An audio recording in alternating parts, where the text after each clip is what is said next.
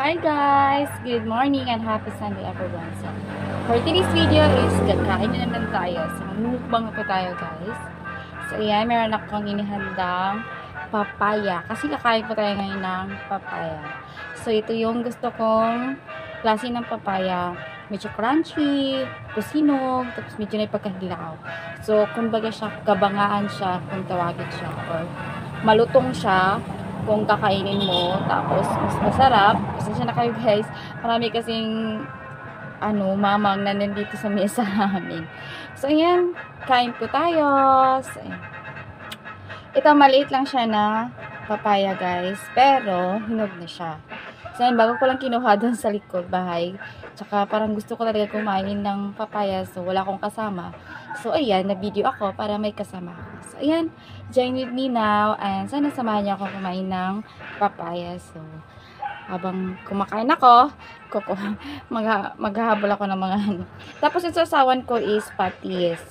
Kasi yung asin namin natuyo. So parang hindi siya bagay na gawin kong sasawan. So ito na lang patis.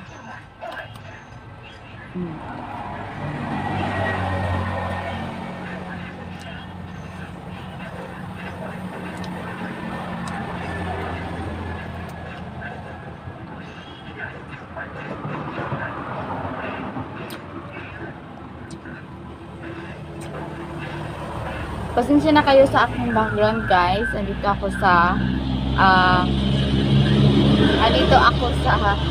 labas ng bahay or sa balcony kasi kung andun ako sa loob, madilim, wala ako ring light, at saka para dito maganda yung panahon, so yung reflection ng light, so mas okay siya.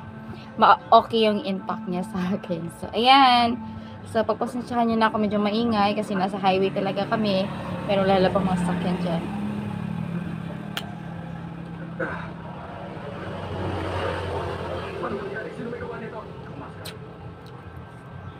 Walang tigil ang mga walang iya. Halos kalahating taon na. Kapatid, may tuklas ang mabahan. Marami kaming puno ng papaya guys. Tapos kapag gusto namin kumain ng manok, yung lauoy na manok or luya na manok, yun yung ginagawa namin, yung manok na Bisaya, tapos hinaluan namin ng papaya na hilaw, tapos pinashredded namin yung pagkahiwa ng papaya. So ayun, yun yung inahalo namin dun sa papaya. Ang sarap kaya guys. Tapos nun, kasi iniwasan ko talaga yung papaya since nung nasakit ako ng anemic. Di ko sure kung ano meron sa papaya, pero ang alam ko lang dito is vitamin E. Yeah, pampaganda or pampakinis ng katawan. Hindi naman humanda yung katawan ko. So siguro mas prefer siya sa akin, mas okay, effective siya sa akin pag digest siya. Yung gusto mo talagang araw-araw ka talaga magtatae. Yung araw-araw magbabawas ka. So kailangan mo talagang kumain ng papaya. Kasi 'di ba sa ating mga nanay, kapag tayo ay nagtatae, excuse me po sa kumakain, sa mga nagtatae, 'di ba pinapakain talaga yung mga anak nila ng papaya. Pero hindi hilaw yung pinapakain, hinog yung pinapakain sa bata.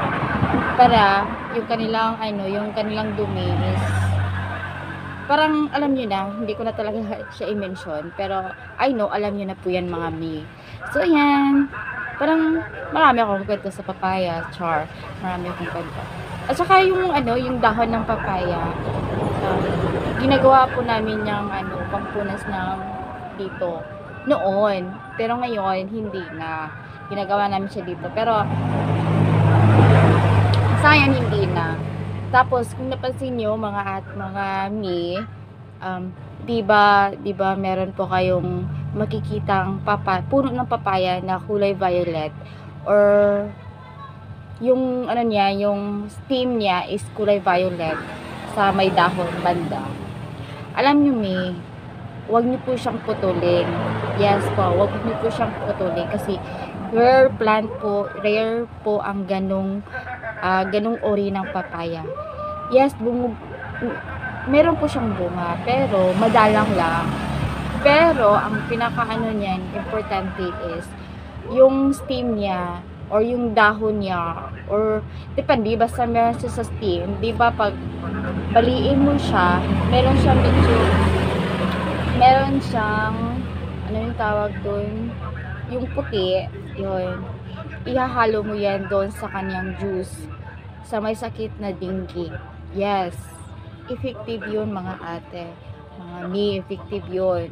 So, if ever meron po kayong gano'n na plants or kulay ng papaya na stem niya, papakita ko sa inyo mamaya. Meron kasi kami yan. So, ipapakita ko sa inyo yan soon sa mga short videos ko. Yun. Pero hindi yung papaya na lalaki, guys. Yung lalaki kasi, yung sinasabi ko na lumalaki pero mayroong mga bulaklak. Yun.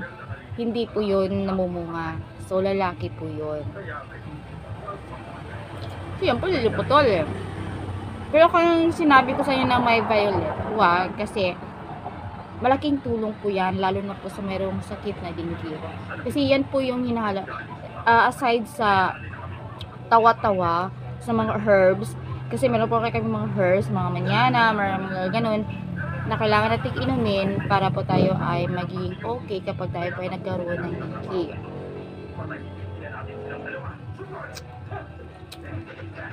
Yan po. Pero grabe ang tapang nung ano lasa. Tapos basta di ko ano kasi hindi pa ako nakapag-try. No, kasi simba ko hindi naman ako nagkasakit ng dengue. Yung kapatid ko kasi sumakit ng dengue.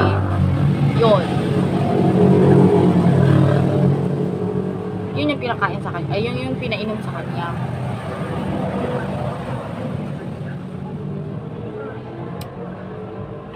Tapos, itong papaya, guys, ito yung pinaka-paborito kong prutas noon.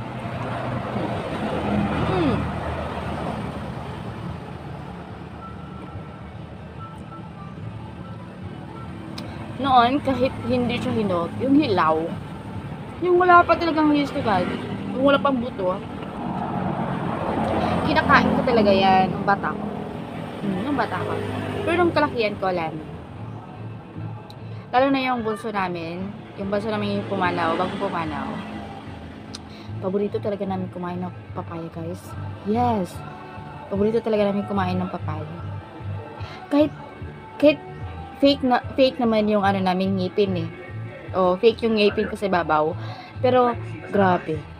Kumakain ako. Hindi talaga ako masyadong kumakain ng papaya kapag hinog. Parang hindi ko talaga gusto yung taste. Parang gano'n.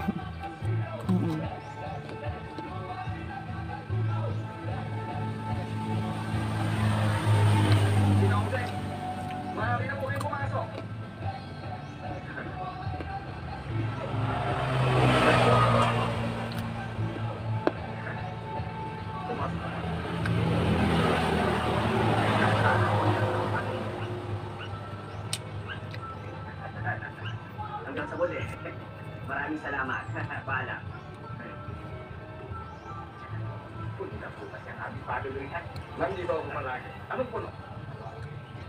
Tapos, maganda daw to sa may bagoong. Pero hindi ko pa siya na-try. Try natin siya next Sunday. Go! Sarap! Maliit lang ang bayan ito. Mayaman si Ling Yuji. Bakit siya rito titira? Kaunti lang kasi ang dalubhasa sa lugar na ito. Kaya magandang pagkakataon upang maghari ang grupo nila. Naiintindihan ko. Iniisip mo si Ling Yuji ang kanilang pinuno. Hindi ko siya uubusin kasi alam mo na, meron akong pamangkin na mahilig talaga kumain din papaya. So yan, iiwan ko yan sa kanila. Yung bayaw ko, mahilig din sa papaya.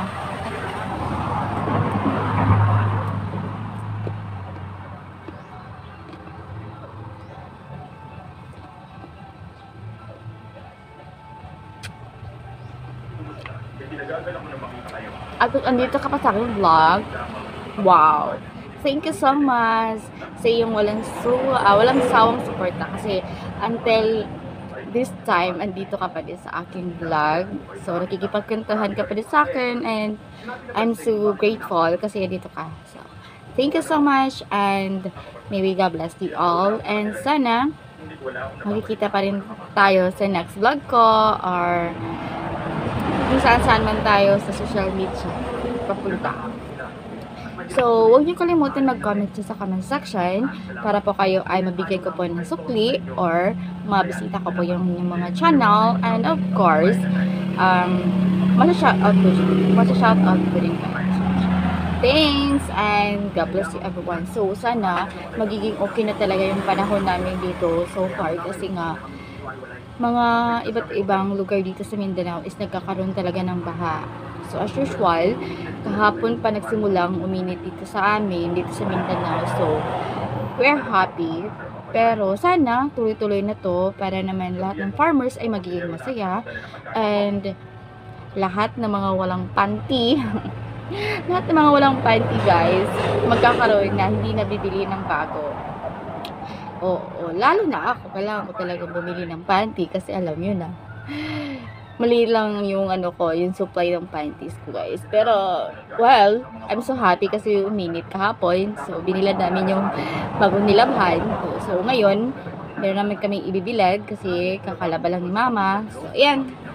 We're so happy kasi lahat ng mga labahin, lahat ng mga trabaho natin na nakatanggong guys sa malakas na ulan or sa walang tigil ng pag-ulan.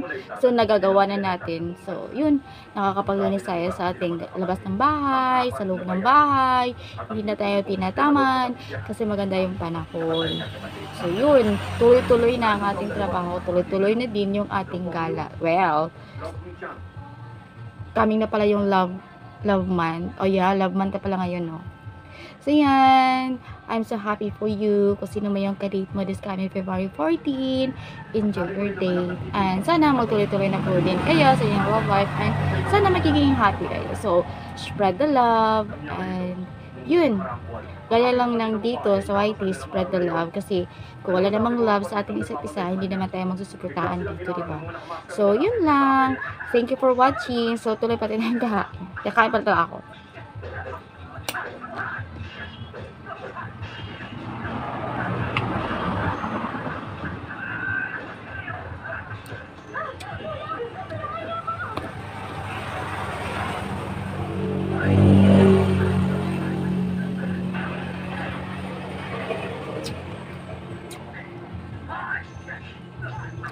So yun guys, hindi ko na siya ubusin kasi iwan ko tohong 6 na piraso doon sa pamangkin kong 2 at saka sa isa kong bayan.